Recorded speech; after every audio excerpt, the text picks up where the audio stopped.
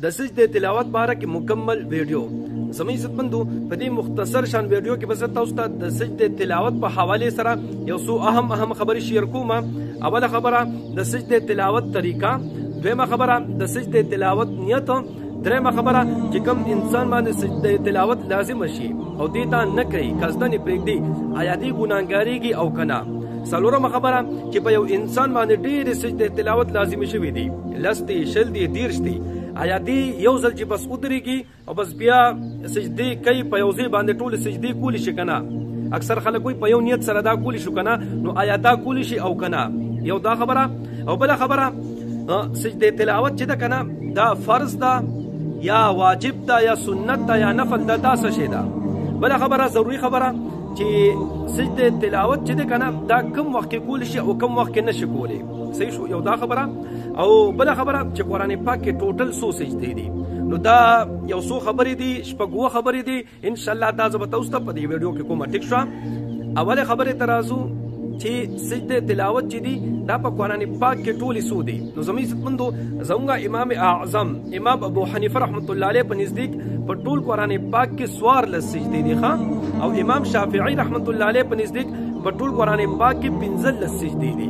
امام شافعي رحمت الله علیه په 19مه سپاره کې چې کومه اخیری پیج باندې اخیری صفحه باندې کومه سجده ده هغه وایي چې دا هم لازمي ده، او زموږ امام صاحب وایي چې نه دغه سجده تلاوت لازمي نه ده، دغه کې نه مراد د منځ والا سجده ده. صحیح شو. زموږ په نزدیک 14 دي او امام شافعي رحمت الله علیه په نزدیک ټولې 15 سجدې دي. یو خبره دا برابر شوه. دویمه خبره سجده تلاوت چې ده دا واجب ده که فرض ده که سنت ده که نفل ده، دا څه شی دی. زموږ عزتمندو سجده تلاوت چې دی که نه دا واجب ده. صحیح شوه. کم انسان چې دا خپله تلاوت کې د سجدې آیات یا د بل چا نه دا واوري نو دا سجده تلاوت په ده باندې بیا واجب سي. صحیح شوه. د فرضو نه لږه شانتې کمه درجه ده. صحیح شوه. ښه. درېمه خبره کم انسان باندې چې سجده تلاوت اوس واجبه شوه او دی بیا قصدن نه کوي پرېږدي آیا دی ګناهګاري کې کنه؟ نو بالکل ګناهګاري کې سخت ګناهګاري کې.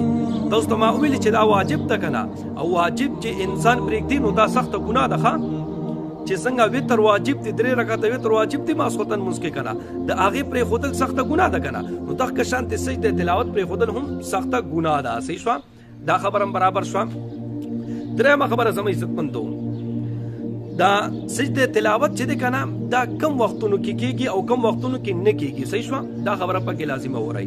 نو سجده تلاوت چې دی زموږ عزتمندو دا صرف اور صرف 2 وختونو کې نه کېږي ښه، په توجه سره دا واورئ. ګورئ په 2 وختونو کې نه کېږي، باقي هر ټایم هر وخت کېږي.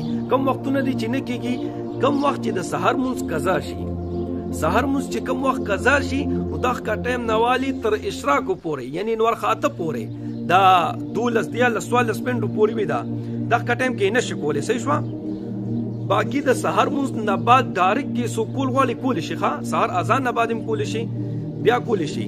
دویم کم ټایم کې نه کېږي د زوال په ټایم کې، زوال وخت کې پاکستان کې خو 12 بجې زوالي او کم 12 یا 11 بجې شروع شي او 12 یا 15 د پاسه 12 داسې یا 12 یا 15 د پاسه 12 لس د پاسه 12 غالبا دغه ټایمونو کې ختمې کې.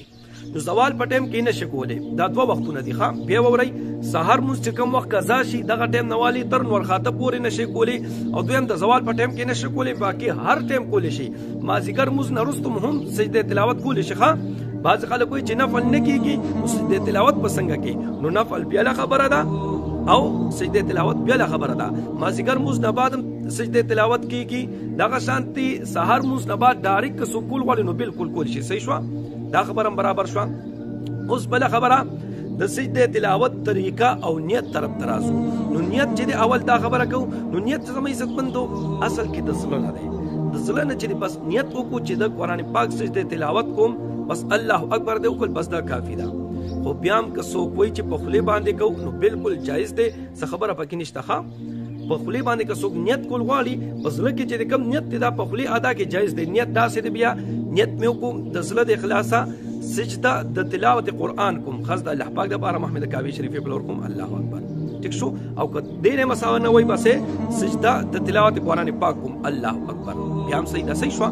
ها نو نیت چې وکړې که نه طریقې بیا څنګه ده؟ نیت کوم د زړه د اخلاصه سجده د تلاوت قرآن خاص د الله پاک دپاره محمد کاوي شریف بلور کوم.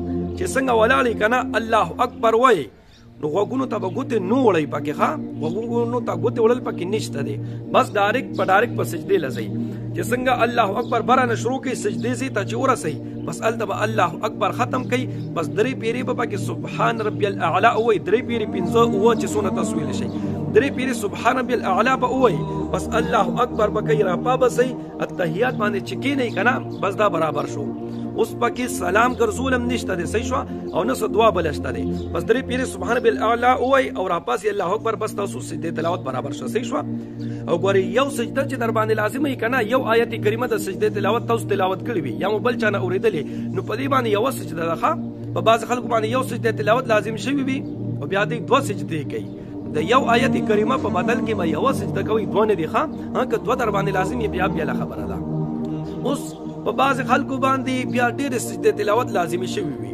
په چا باندې پنځه لازمي وي په چا لس په چا شله په چا دېرشو ډېر وخت سجدې تلاوت ورته پاتې وي دی وایي چې دا به اوس زه څنګه ادا کوم یو ادا کول او هر یو ته ودرېدل خو دا ډېر زیات ګران کار دی وایي دا به اوس څنګه کوم نو زموږ عزتمندو دې کې اصل کې چې دي که نه د علما کرامو څلور رایې دي بعضې علما کرام وایي چې هر سجدې دپاره ودرېدل لازمي دي بعضې پکې فرمایي چې نه دوه سجدې کولی شي دوه سجدې در باندې لازمي دي نو دا دواړه کولی شي صحیح شو دغه شانتې بعضې علما کرام فرمایي چې څلور کولی شي او بعضې فرمایي چې څونه ادا کېږي ښه نو زما رای چې ده که نه دا اخیري رای بهتره ده صحیح شوه ځکه چې انسان یوې سجدې دپاره ودرېدو او ودرېدل هم څه لازمي خبره خو نه ده چې ودرېږي په ناستې باندې هم ډارک کولی شي چې بس چې یو دپاره ته ودرېدې او بس سجدې دپاره لاړې که نه بس درې پیرې چې د سبحان ربي الاعلى وویلې بیا راپاسېدې چې دلته بیا ته راپاسې که نه دویمې سجدې دپاره چې ته ځې د دویمې دپاره اټومیټک په زړه کې نیت راځي چې اوس دا زه بله سجده کوم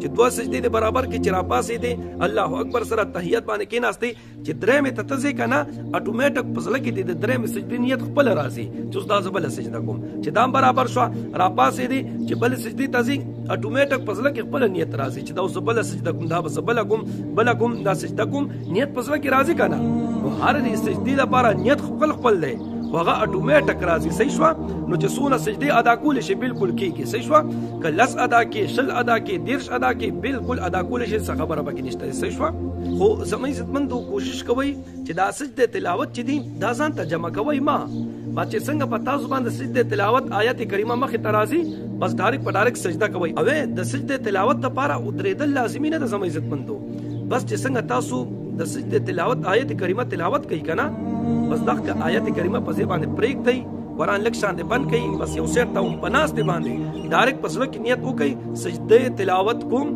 بس الله اکبر ډایرکټ درې پیرې سبحان ربي الاعلى وایي راپاسئ بس اتحیات باندې چې کښېنئ الله اکبر سره بس ته اوس دا سجدې تلاوت به برابر شي بس قرآن پاک بیا کولو کوئ او مخکې ځای نه بیا قرآن پاک سبق شروع کوئ خو کوشش کوئ چې بیا دغه ځای نه آیت کریمه شروع کوئ نو مخکې ته اعوذ بالله وایئ ښه اعوذ بالله من الشیطان الرجیم بیا وایي او تلاوت بیا مخکې جاری ساتئ بسم الله لازمي نه ده اعوذ بالله کوم وویلې ډېره بهتره ده صحیح شوه تلاوت بیا جاری ساتئ نو په دې طریقې سره سجدې تلاوت تاسو کوئ ډایرکټ چې کله آیت کریمه تلاوت کوئ نو دا به تاسو ته جمع کېږي نه صحیح شوه بس زموږ عزتمندو د سجدې تلاوت په حوالې سره دا یو څو اهم خبرې وي که دې نه علاوه تاسو ته څه سوال پکې د سجدې تلاوت په حوالې سره نو کمنټ کې رابطه وکړئ کمنټ کې سوال وکړئ انشاءالله کمنټ کې به زه تاسو ته بیا جواب درکړم ټیک شوه کوشش کوئ دا ویډیو ډېره شیر کړئ چې ټول مسلمانانو ته ورسېږي او تاسو ته دعاګانې کوئ ټیک ته الله رب العزت مو خوشحاله باساته دعاګانې کوئ دعاګانې به کوو الله پامان